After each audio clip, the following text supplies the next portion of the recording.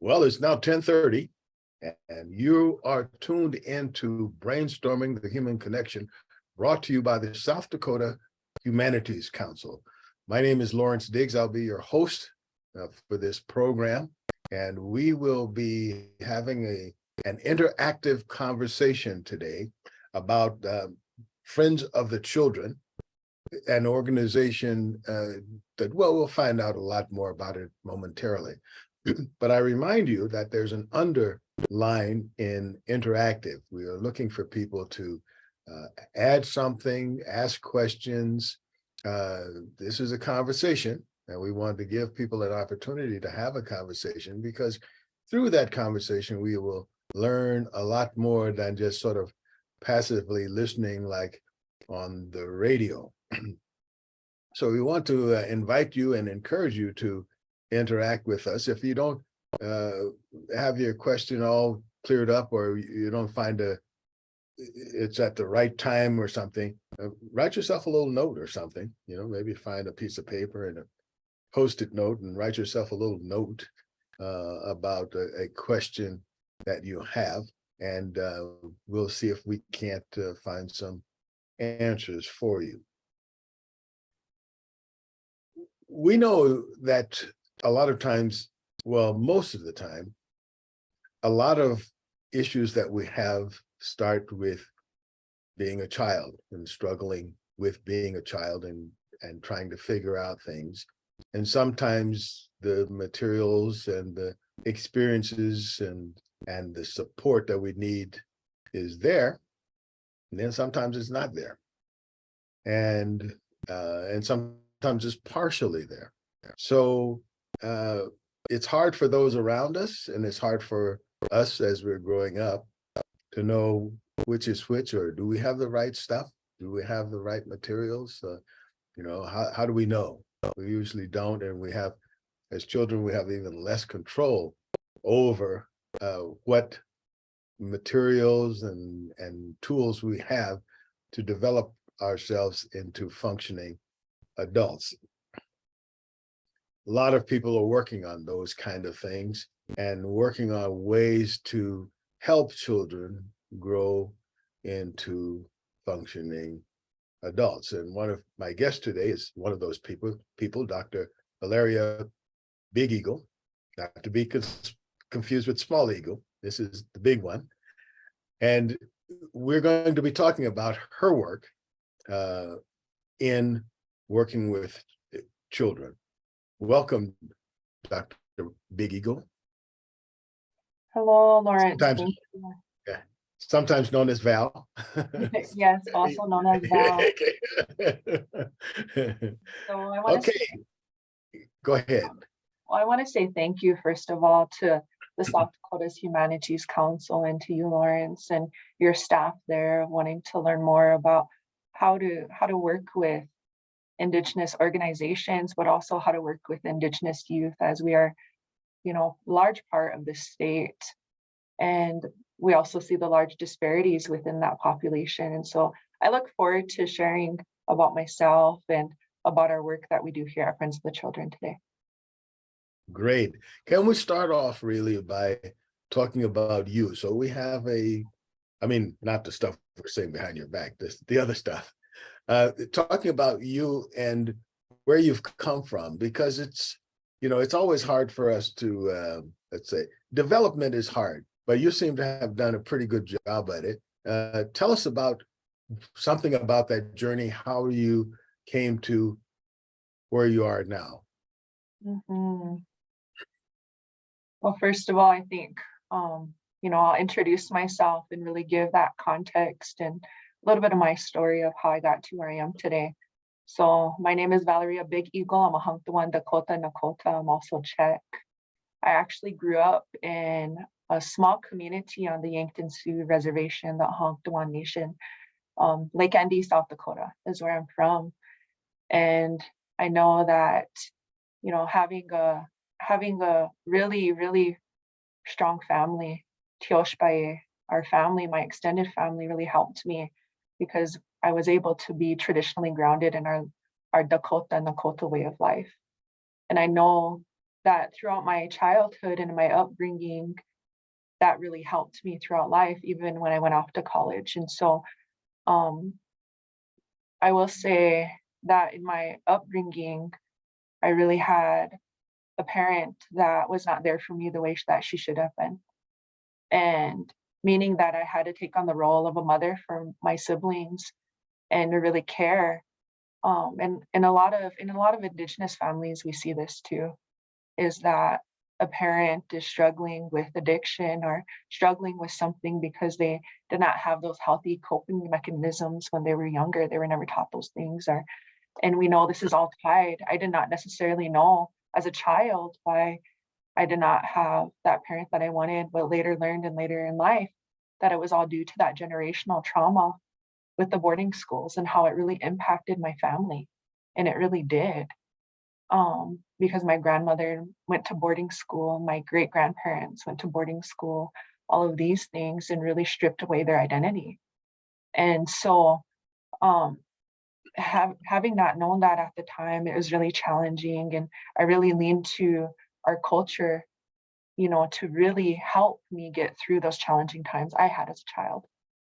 Um, and eventually, went to college. I knew that was one of the things I wanted to do.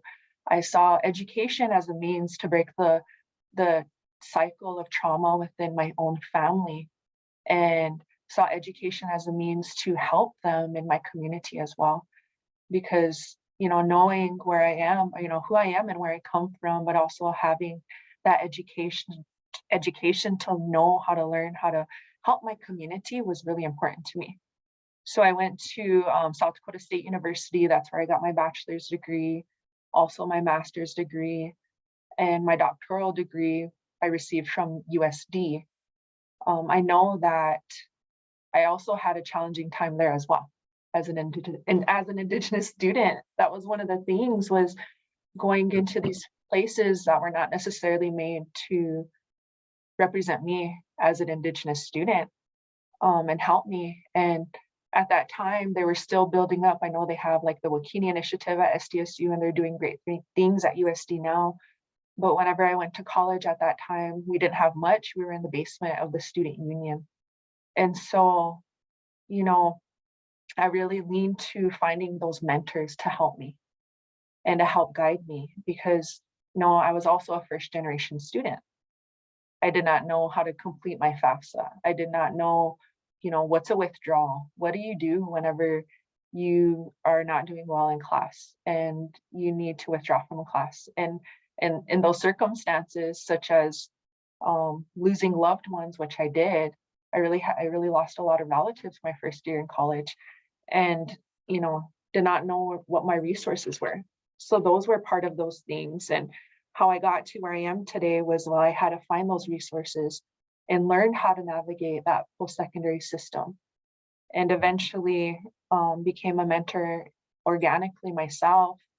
And later down the road, part of my professional career was working at Black Hills State University and at SDSU College of Nursing to help Indigenous students and to help all students navigate those systems. And so I've always been very passionate to help students, especially those who do not have that standard set, maybe, two parents in the household who went to college and know how to do all these things and pass the knowledge on to their students and, their kids. But for a lot of us, including myself, we didn't have that privilege.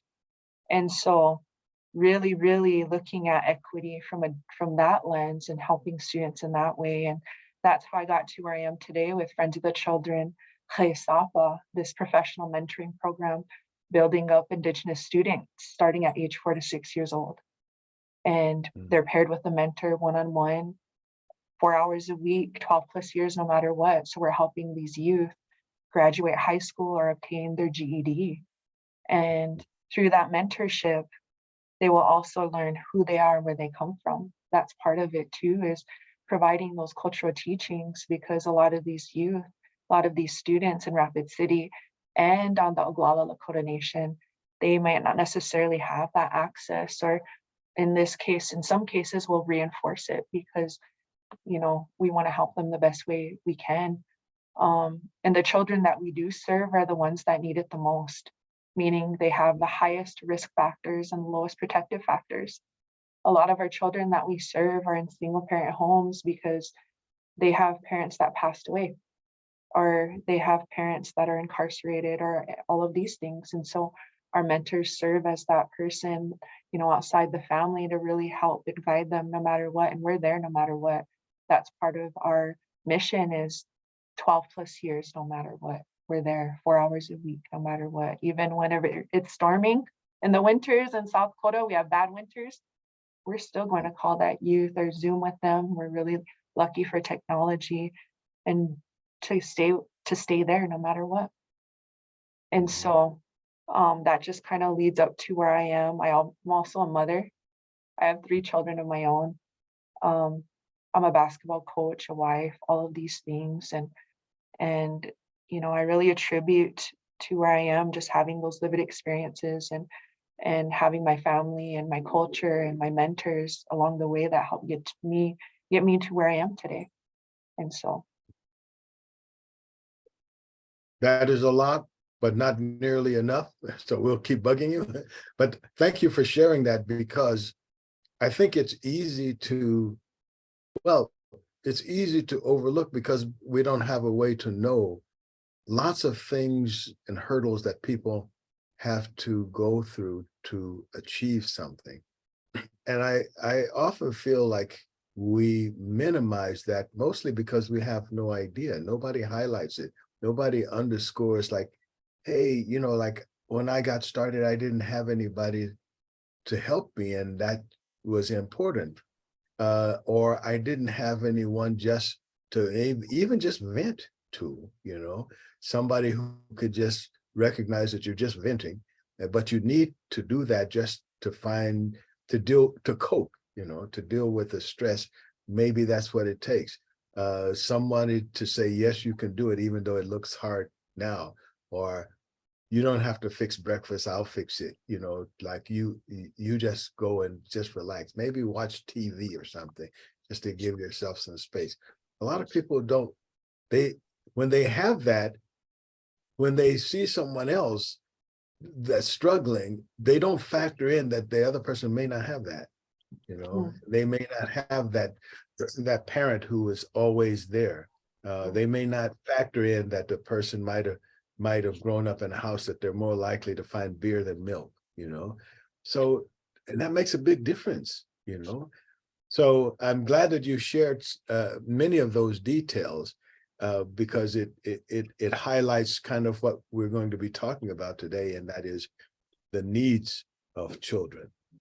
Talk to us a little bit about the goals of your organization. Where did it come from? What are you guys trying to do?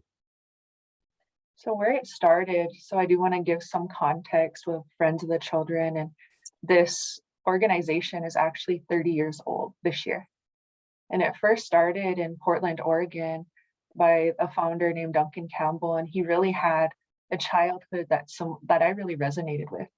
He had a parent that was incarcerated or in and out of prison, and he really found himself raising himself. And he did a lot of intervention work later in life, but really found with a researcher that he did a lot of work with, trying to find how can we best help youth, was looking at that prevention model. And so that prevention model, starting serving youth at an earlier age. And so that preschool, kindergarten age, when they're just starting out, that 4 to 6 years old, that's when we start serving youth. And we work with our child selection partners to identify those youth that need it the most. And our goals, our outcomes are to help our youth graduate high school or obtain their GED. It's to help also that youth to avoid the juvenile justice system, because that's huge too here in our state. Go ahead. No, you go ahead. I think Okay. we just had a glitch Okay. in that. Okay. Mhm. Another one of our goals is to avoid early parenting as well. And another is to also help our youth after they graduate or obtain their GED to either enter post-secondary or career or the military, those types of things, and to really help them. And specifically for our chapter here, Friends of the Children He Sapa, we're the first culturally specific chapter serving Indigenous students and Indigenous youth, because whenever we came into the community, Friends of the Children came in and asked, how can we help, and what are your needs are, and is there a gap, is there a need here, and met with several stakeholders, including those organizations such as, Rural America Initiatives, Thunder Valley, those types of places, and really in Rapid City area schools, the Oglala Sioux tribe, and really seeing, hey, is this something you need? Is this a need that you see in your community? And they're like, yes, come. And so that's how Friends of the Children, they're invited into the community. And so the work itself, we're as intentional as we are. We have to be very intentional with our work, because again, we're serving those children that need it the most, and work with our child selection partners to identify those youth. And one of the things I think a lot of people maybe don't recognize, or maybe they do, is that our Indigenous students, our Indigenous youth, they drop out of school at a much higher rate compared to all the other student groups. Specifically here in Rapid City, we know that 75% of Indigenous students drop out from freshman to senior year. And, I saw this as an opportunity to help those students, build them up so that they won't be one of those statistics. But also for our Indigenous students on the reservation, and Oglala Sioux tribe, Oglala Lakota Nation, they don't have all the resources that urban communities have, such as Rapid City. They don't have all the other wraparound services. And so really seeing that need there too as well. And so how we really moved into this work was going through due diligence process with Oglala Sioux tribe. And that started even before I came on, through Tasha Friday, who is the director of tribal partnerships and also the chief executive officer of Friends of the Children National, Terry Sorensen. And so really coming in and going through the due diligence process with the tribe, and gained a full resolution of support to do this work. And so being very, very intentional about how we do this. And and so once I was hired, starting hiring our staff, and we just started in August of 2022. And one of the first things was making sure that we're working with partners who really want to wrap around these children. And we call that wraparound services, but for us, it's really reconstituting that buffalo circle and really, really surrounding the Wakayaja, our youth, our sacred beings, and providing all of that protection and all of those resources to the youth, but also the families. And so our child selection partners that we work with in Rapid City are Rural America Initiatives, and they do a lot of Lakota language building. They do a lot of that revitalization work. They serve as a pre-Head Start program, program as well.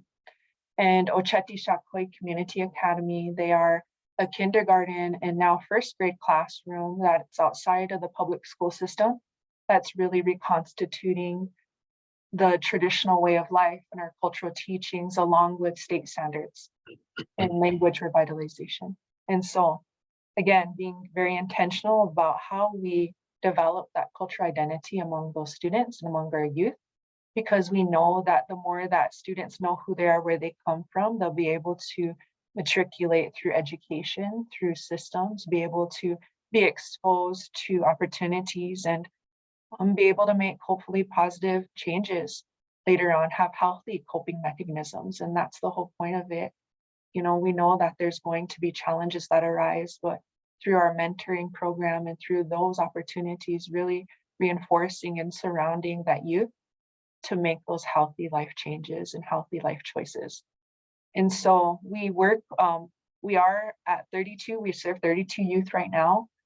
We have 16 that we're serving in Rapid City and 16 that we're serving on the Oglala Lakota Nation, specifically from the Manderson, Wounded Knee, and the Porcupine area, because that's where the tribe said they need it the most. We know Manderson is known to really need a lot of support, and this was identified by the community on the Oglala Lakota Nation. And so we're serving there first, and next cohort will be hiring 4 more mentors and selecting 32 more youth at both sites in the fall.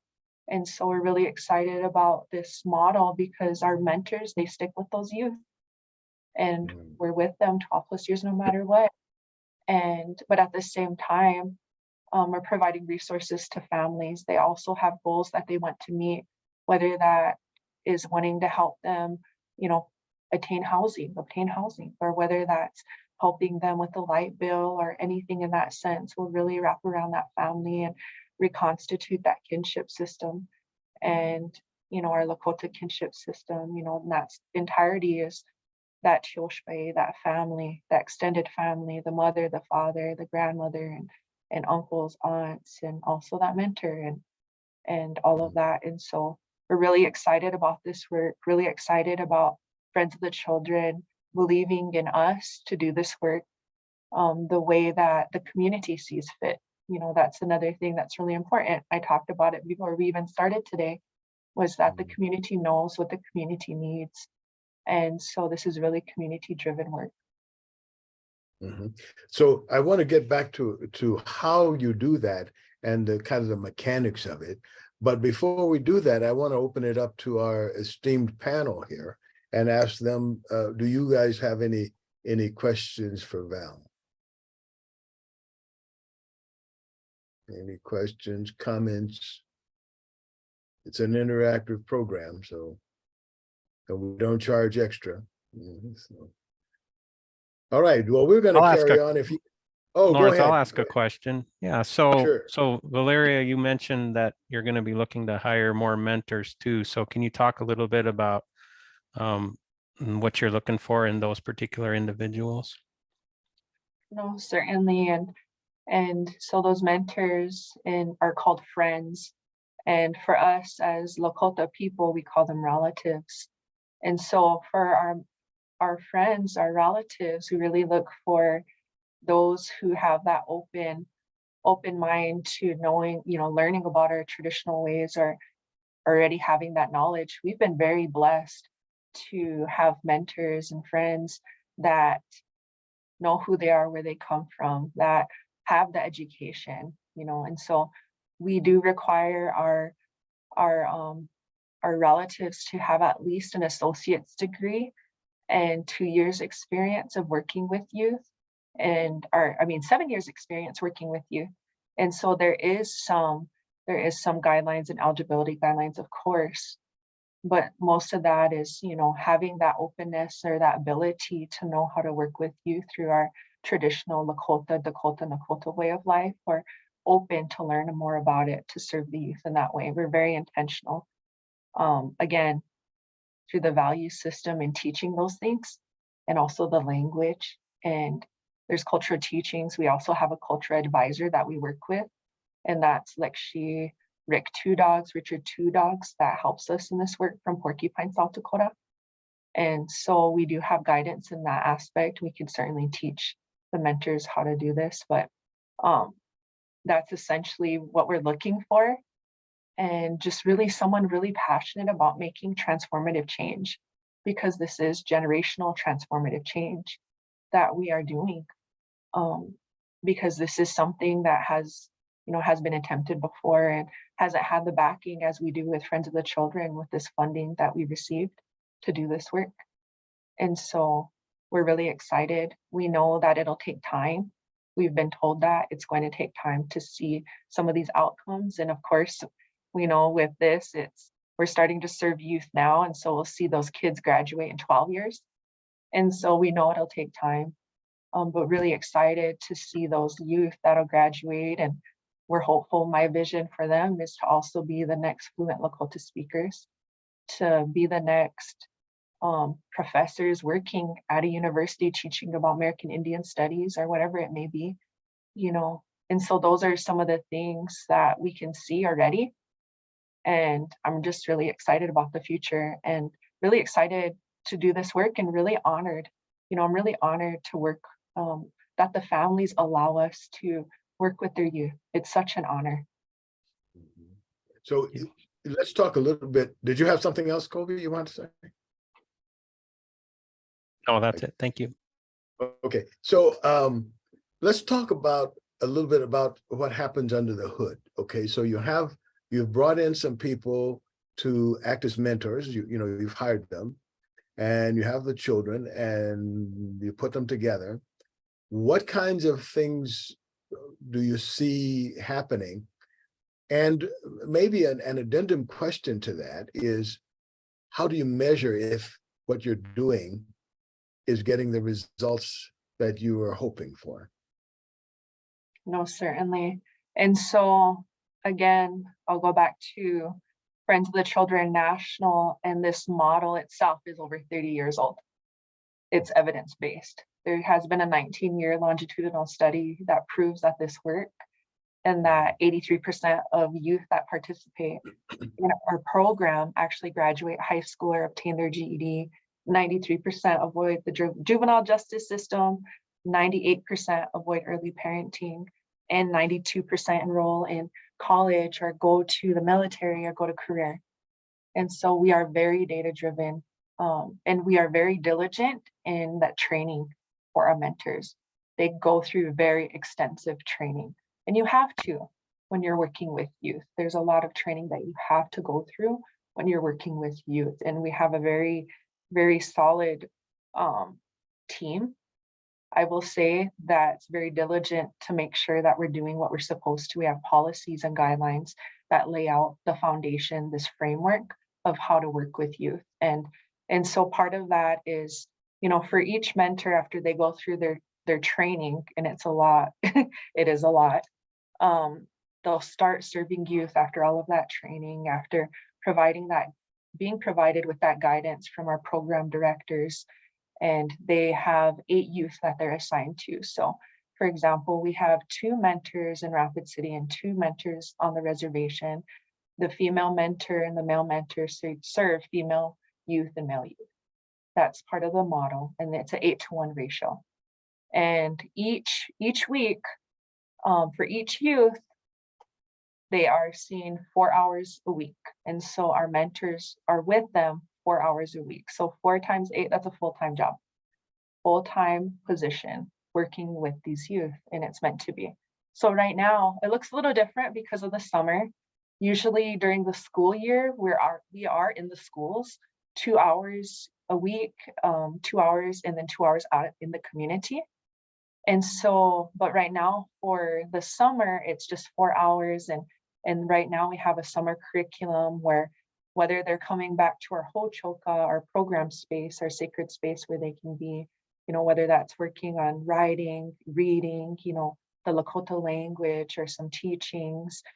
And because we know one of the things that we're really, really fostering is making sure that they are continuing that learning. That learning loss does happen during the summer. So we're supporting that, but also having opportunities that they may not have before. Like some of our youth just saw, what animal was it? They went to, what is that out here, Colby, Outdoor Campus West, and they got to see some of those animals and see, some of those things that we have here, right here in the community. And they're like, oh my gosh, I've never seen that animal before. And these are like 5-year-olds, right? And they're just so excited. But, you don't know the impact that has on you. Like you never know. And I've seen that. But also there's opportunities where our youth, they'll tell us, and this is, it's the truth. It's part of their healing. But we have youth that unfortunately have parents that passed away. Or we have youth that have parents that are passing away. And they'll share that with their mentor because they trust them. And all we do is support them and the best way we can by being a good relative and talking about it in a very culturally sensitive way. And, letting them know that we'll be here no matter what. And I think that's really important. Our families really do lean to us and come to us because understanding that even, we're going to be here knowing that their parents are not. or they will not be. And so we work really closely with them in that sense too. And that's part of that child's healing. And but also having that relationship with the families, that safety, that trust that they feel with us, that's huge. We're part of their family. And so that's something that's different here too. These are our toshkas, our tojas, our nieces and nephews. And that's how we look at them as, and where they're tuis or their lekshis, their aunts or uncles, we're in that family is in that sense. And because organically that's what happens, but in our Lakota, Dakota, Nakota way of life, that is also called a hunka, a making of relative. And so that's essentially what's happening with our mentors and the youth and the families. And so that's kind of, part of the whole model itself. And there's of course more to it, but I've already seen so much. We started serving youth here in Rapid City for about 2 months now.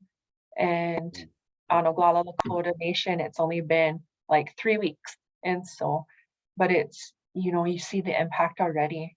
These youth, they have so much to offer. And I'm just so excited to what they're going to be in 12 years, where they're going to be. And I'm just so honored to be part of that journey with them. You mentioned a few times about working with the family. Can you Yes. talk about how this is a whole family endeavor, not just that child? No, certainly. So part of the model itself is that 2-generational approach to working with the youth and families. So like I mentioned before was, what if they're needing food in the home? What if they're needing housing? Really providing those wraparound services for them, or whether mom wants to attain her GED herself because she never finished school. The family also has goals that they want to meet, and will provide those resources to them. Our program directors also have another hat that they wear. They're a family engagement specialist as well. And so really identifying those needs. I think like right now there's a family that's wanting to go to school, and our program director is like, here's this grant opportunity, so really helping them in that sense too. And then when it comes to like the siblings, we just had a grandmother come here. She's raising her takoja, or her grandson, who's part of our program. And all the kids came here and they got to be in our space with us. And so that's part of it too, is providing opportunities for them as well. Whether that be cultural teachings, whether that be those resources, and taking part of our programming as well. We also serve the whole family. Because if you look down to, those things such as my own childhood, I was born into the world in an innocent sense, being an innocent child, but there were issues that were within my family. And so if that's what needs to be addressed, and once we establish that rapport with family, we can provide those resources to them and really serve as that support for them, and finding, whether they want to, like I said, finish their GED or go to college themselves, or maybe they need help just even with their, one was just like getting health insurance, these basic things, but really serving as that extra support for them, because we do have that knowledge. We have a solid staff and team here, and they really do have those program partners in place and have a lot of knowledge of how to help serve these families. So the family extends into the community, and I imagine that you guys have to work quite a bit with the community as well. How would that work? And so we do have a lot of MOUs in place with a lot of organizations in our community. Okay. And You said MMUs? Can you say what that is? MOUs are memorandums of understanding. And so creating those intentional program partnerships and getting them in place, saying, if I can refer my family there, will they be first prioritized? Or whether that's working with an organization to say, hey, I'm part of this organization, the youth, have opportunities. Would you be willing to offer your services for free? So one of our main partners here in the community, that I really lean to is an organization called Owaye Luta Okolakiche, and it's moving forward in a sacred way. It's providing those cultural teachings, but also they offer talking circles for families and youth through our Lakota, Dakota, Nakota lens. And they also provide those cultural intervention services for the family. And so whether that be the Inipi, the Sweat Lodge, or Wopa Kinte, which is a ceremony to help address trauma, whatever that trauma could be, such as the boarding school experience, or whether that be, going through something very traumatic as losing a parent, those types of things, but also working with like Great Plains and Rural America initiatives. I have a lengthy list, Colby. I see you putting it in the chat, but I do have a lengthy list of program partners we do have in place. I think that when it comes to really working, again, I talked about this early on, is really creating this buffalo circle of support and partners that could provide services to the youth and the families, and really creating and being intentional with identifying, finding out, first of all, what the family's needs are, and then finding those organizations that meet those needs. And so, we do work with youth and family services as well, and another on the reservation, which we're really excited for them, is Oyate Ta Kolaku, and they used to be Oyate Techa. It's a community center in Kyle. They provide a lot of resources to families too, and so those types of things. And so you really have to listen to the families and understand what their needs are, and find those organizations and program partners to meet those needs.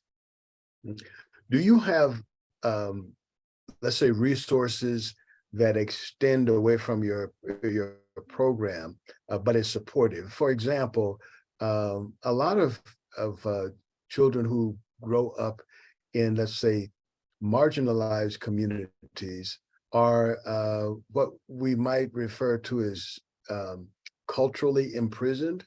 In other words, they don't get to do anything that's not on their block. So do you have resources that will take them to experience what life is like outside of that circle? No, certainly. And specifically, I think whenever you're talking about this, I start thinking about our youth on the Oglala Lakota Nation and in Pine Ridge. And I know growing up on the reservation, there's that invisible line that exists there. And sometimes we're too afraid to go beyond our comfort zone and go beyond that reservation, that invisible line. And a lot of our youth and families, well, they've never even been off the reservation. We've learned that. And so we do have opportunities and we're planning for opportunities where we can actually take them to Bear Butte and be very intentional about learning what Matopaha is, what's the teaching there, but just getting off the reservation. And, we have a lot of dreams coming up. I cannot wait till they're older too. So, we could take them, farther out, and building that relationship with families to entrust us to go on, field trips to where we can expose them to NASA and all these other things, STEAM opportunities. I used to be a professional academic advisor and, visit colleges, visit campuses, and would also, at the same time, we're being very intentional about providing those cultural teachings. And so going to Peshla here in the Black Hills, going to Wind Cave, and I know just yesterday, I believe, yep, they did it yesterday. They our mentors here in Rapid City, they took the youth out to pick sage and taught them the teaching behind them, taught them how to do it in the right way, and all of these things. And so, and what it's used for in our way of life, and smudging and all of those things. And so very intentional about providing them with all the opportunities and all the things that, we never had, that we wish we had. And, even the parents will say that, I wish I could do that. And it's like, let's do it. We're going to do it. And so we're really excited. And the kids, they're right along with us, and they tell us, can we do this next? And we're like, yep, we're going to look into it. And so as they get older and as they identify their needs, and we'll do our best to meet those needs, and give them those opportunities to continue to dream and have hope. That's the thing, is like, we just need to give them hope. And I know that was me. And so, and I found that hope, and my hope is to help others. And so, Mm. because I learned how to navigate and I learned how to network and have these contacts, and I'm excited to do whatever I can to help these youth thrive. And so I think at the end of the day, it's just, again, it's such an honor to work with these youth, and to see them just be so happy, and just to see them be so excited about life, you know, despite whatever their situation is. And sometimes, again, it's just, you know, we have single mothers and they're doing everything they can, and they, you know, and the youth just needs extra support, and we'll provide that for them, you know, and build them up. And we have parents that are so grateful for us, and again, we're so grateful for them. Yes, I want to open it up again to our esteemed panel. Any questions, comments, I don't know, suggestions? I'm not sure. Anybody? Could I just ask a question again Go ahead, About- sure. about you're working with the age of children is 4 to 6? Yes, ma'am. Okay, that's so wonderful. My career was in early childhood education, and it's such a powerful time in their lives. So that's just marvelous. The other thing you mentioned, I thought you mentioned Head Start, as, I don't know, did you look at that as somewhat of a model, or what was the relationship when you were talking about Head Start? Yes, certainly. And so thank you. Well, thank you, Marty, for your work too in early childhood. And Yeah. so, you know, whenever I'm talking about this, how exciting it is, Oh, and wonderful. that age is, and, you know, the age of reason, you know, the getting to that age. And so when it comes to Head Start programs, we do partner with OLC Head Start program on the reservation. They serve over 500 and something youth all across the reservation. And I don't know if you know the size of Oglala Lakota Nation, but it's the size of Rhode Island. And Yes, yeah. districts. And so they're one of our huge partners. And with Rural America Initiatives, they also, I think they have a Head Start program and a pre-Head Start program there too. They work with Head Start in that way. And so we're really intentional, and they're a great partner with us. And we're just blessed to have them. And, you know, we don't acknowledge the teachers and what they do as much as we should. Yeah. They do a lot of great work, and sometimes it's really challenging. And but that's the great thing, is that whenever school is in session, whether it's Head Start, like, or whether it's the schools itself, kindergarten, you know, where our mentors are in the schools with them. So it's almost like a paraprofessional, and the teacher just really, really enjoys when we're in there and coming in. We're an additional hand to help. Of course, we're working with our youth, but we can also help in the classroom. And so I think that whenever we talk about staff shortage and all those things, and they see us coming in, they're just like, yes, they're here and they can help us. So Oh, we really do help our partners, and we really look forward to school time too. I am thrilled to know that Head Start is so active there. I worked in about 5.5 years in Jersey City in Head Start programs, and it is the way you talked about serving all of the needs of the family. If there was food problems or housing problems or health problems, or it wasn't just about education. And it's an old program, it's from the 60s, but it still is one of the best, I think. So that is just I think that's just a wonderful thing. And the other thing I just want to mention is, years ago in the 90s, I attended a conference where a woman had done this amazing research.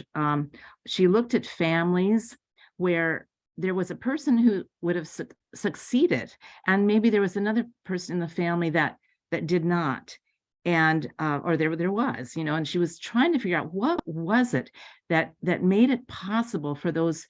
Why did those people succeed when and other people in the family ended up in jail or committed suicide or horrible things? And every single person that was successful, there was somebody in their life that that they could name as basically a mentor, Mhm. either a teacher, somebody in maybe a program, a summer program that child found a connection with and they could depend on. And it wasn't as formal as what you're doing. The people that then she went back and talked to these people that made a difference, they didn't even realize they had made a difference. So I don't know, what you're doing is so powerful. Thank you for sharing this. No, thank you. Thank you. And it certainly is. It's those mentors. And Mhm, in my case, I had a lot of them. I was so grateful, and I mhm. wouldn't be who I am today without them. Yeah, yeah, great. I want to underscore and ditto that. It's so many times that we have an opportunity to just be there for that young person, and sometimes for the older ones too, to Mhm. just to be there to say, okay, help me figure it out, or at least somebody who cares. Sometimes it's not that you necessarily have an answer, but that you care enough that you say, okay, it kind of, let's say, supports the idea that, yeah, it's a thing, and I'm not crazy for, like, struggling with this thing. It's something that humans struggle with. All those little things really help when you have that person or those people in your lives. So I want to go to talk a little bit about experiential learning and what kind of experiences um, are you, or do you have available in your programming? Mhm. And so, one of the things that I'm really grateful for is the cultural teachings, the cultural education, and really expanding that just beyond what we're doing, serving just the youth and families here, but expanding that to the public. And I know that South Dakota's Humanities Council actually provided us with a grant opportunity to provide, maybe it's not experiential learning in the field. Otherwise, it could be in a sense, but with Mr. Rick Two Dogs and everything that he does and all the work that he does, being able to learn from him, um, that's huge. And so that is open to the public. We have a teaching actually coming up in a few weeks, and for a whole year, we'll be able to provide that opportunity. And I'm always open to, helping others learn. And so I say contact me, and we'll get you in touch with some folks, because if you really want to have that experience learning from others and learning how to, learning about the experience of Indigenous people on the reservation, we'll be happy to help connect you and be happy to set up some type of program or work with, whether that's Bikini Initiative. I know they had just recently went out and had a experiential learning experience where they went to all the reservations, and that was really neat. And whenever I was at the university as well, we had a shared education cultural experience with the instructors and students and staff. And so those are really meaningful and impactful. And I'm working with Verizon right now to do something with their volunteers and their program, to take part in a ceremony with us, or to actually experience it and to help us in a sense, but also to gain some understanding. And so I'm really excited about these partnerships and people wanting to learn more. And there are opportunities out there. And certainly, if I don't know someone, I ask. I have a lot of aunts, tumis, and unchis in the community and beyond across the state and the nation that I call on. And we can certainly connect people who are wanting to be exposed to those types of opportunities, those experiential learning experiences. And so, Mhm. So I'm just thinking about now how those of us who are outside of the circle, we don't live on a reservation. We already are engaged in enough things that there probably isn't the headspace for full-time commitment, so to speak. But just because we can't do everything doesn't mean we can't do anything. And so I'm just wondering, what might those anythings be that even if we're not there, what are some of the kinds of things that we as those unaffiliated can do, the uninitiated? What could we do? I really like those, like, gosh, Dickie Moves Camp, and there's quite a bit of teachings that are on Zoom. And I understand what you're saying, like you're doing a lot, but maybe you can't travel somewhere. And that's the power of technology, is that these teachings are now virtual. These teachings are also recorded. You can find them on YouTube. You know, I think just as, you know, I call you allies, just wanting to learn more about Indigenous people and how to support. Oh, And, you know, once you become, you know, how to help advocate too, is by continuing your learning. And in that sense, it could take place in any way, shape, or form, whether that be books. I see Festival of Books is on here, and I'm sure they have some books that you could certainly learn from. Whether that be those YouTube teachings by Rick Two Dogs, and there's several out there that he did previous to being with Friends of the Children at Owaye Luta Kokichie, and just asking questions. And I think, you know, in sense, it's just try to understand and continuing your learning. And I think that's the best that you can do, if anything. And when something does come up, being an ally, when institutional racism does come up for Indigenous people, and it does quite a bit, you know, you see something that's wrong, say something, you do something, because this is all of our state. These are our communities. It's just not the, you know, an Indigenous issue. It's all of our issue. And so, that's when it comes to an ally, being a good relative and continuing your learning and advocating where you feel comfortable, right? And so, well, you mentioned the whole community, and you mentioned also in some of our conversation before that you while your focus is the Indigenous children, you actually have other children and other families that's also in your program. Can you talk about that a little bit? so in Friends of the Children as a network, we're the first culturally specific site that's really looking at the Indigenous youth and families. And with our child selection partners, we are 100% Indigenous right now. And so all of our youth are Indigenous, and meaning that their families are. And with the gaps and disparities that we see, we know this will make a difference. And so, but in the way that we do, you know, whether that's a non-Native family or wanting to learn more or wanting to be better, we certainly provide that too, those teachings and resources. And being a good relative, you're not exclusive, you know, you're inclusive. And so, but right now we are 100% Indigenous youth serving. Oh, okay, so it's, somehow I had understood that you actually had some kind of connections outside, but you're focused by your lack of a better term, charter, or what you're trying to do. Am I understanding that correctly? Yes, all of our youth are Indigenous. Yes. Okay, so let's talk about going forward. You talked about it a little bit, but can we talk a little bit about where you see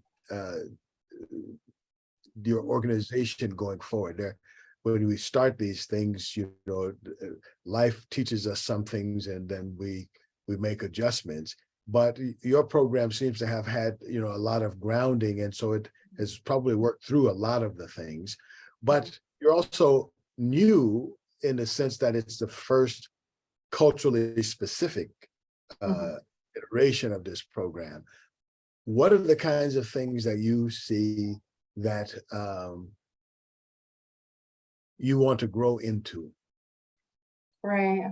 And so I know one of the reasons why I was hired is because I really have that research brain. And in addition to having that cultural grounding, I know the importance of capturing the data, the opportunities that we're exposing our youth to, those cultural activities, those cultural interventions, all of those things, and how we're increasing their cultural identity development. And so it's really, you know, I know that year one, we're 100% funded, right? In year two, we're 50% funded.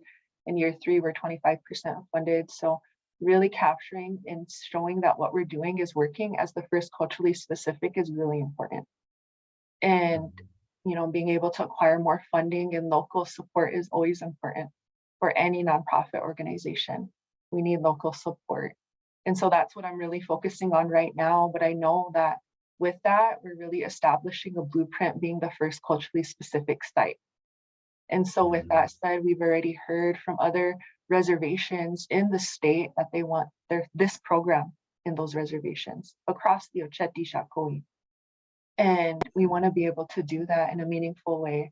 And so, and that's the vision, is to hopefully and eventually be in those spaces, but give us a few years to get there, being new and really doing this as intentional and as strategic, getting those road bumps out of the way so that we can really create this blueprint and say, this is how it can be done, and it's really community driven and really mapping it out so that it can be duplicated in a meaningful way across Indian country.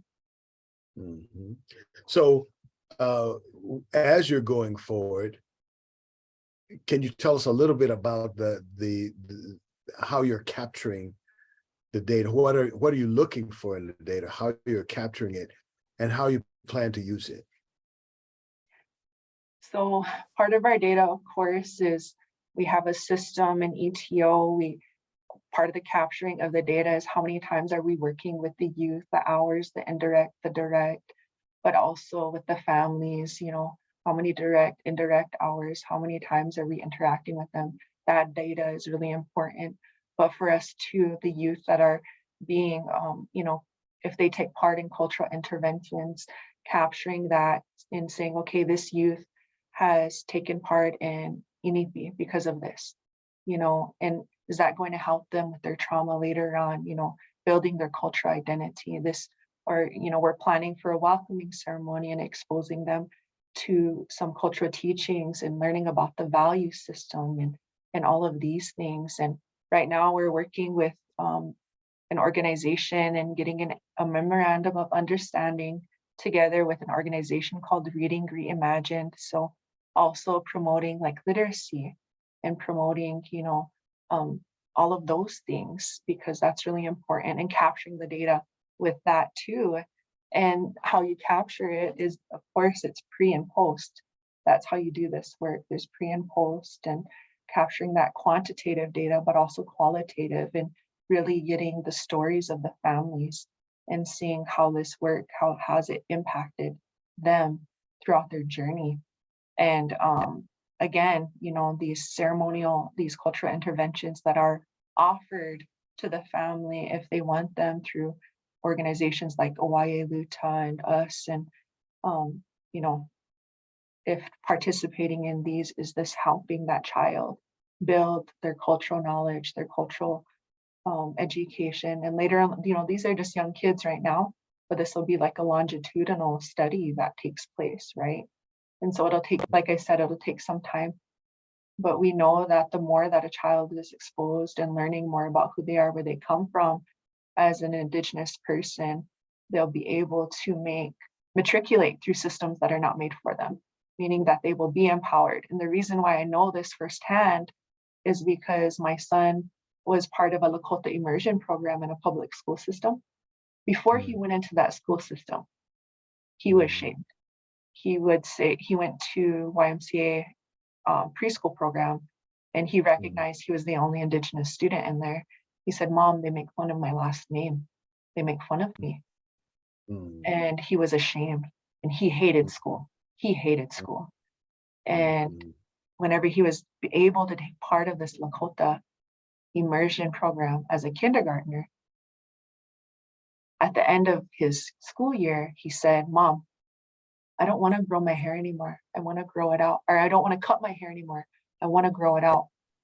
Because he understood how important his hair was as a Lakota, Dakota, Nakota person, and recognized in his own innocent way, he said, "Mom, I'm proud to be Indigenous now." And we know the more that we expose them to that and empower their identity and reinforce it, they'll be able to do anything. And I see that. And I've seen it firsthand. And so I know this is going to be the same for these youth, and just being exposed to those opportunities and those teachings.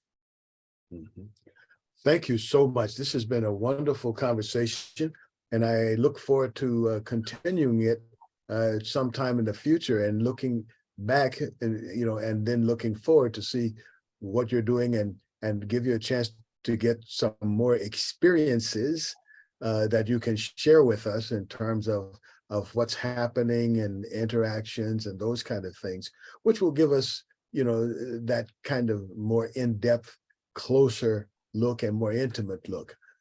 Thank you very much, Dr. Valeriah Big Eagle, and we hope we'll see you again. That concludes our program today, and meet us here next week, same time, same station. We'll see you all. Thank you so much.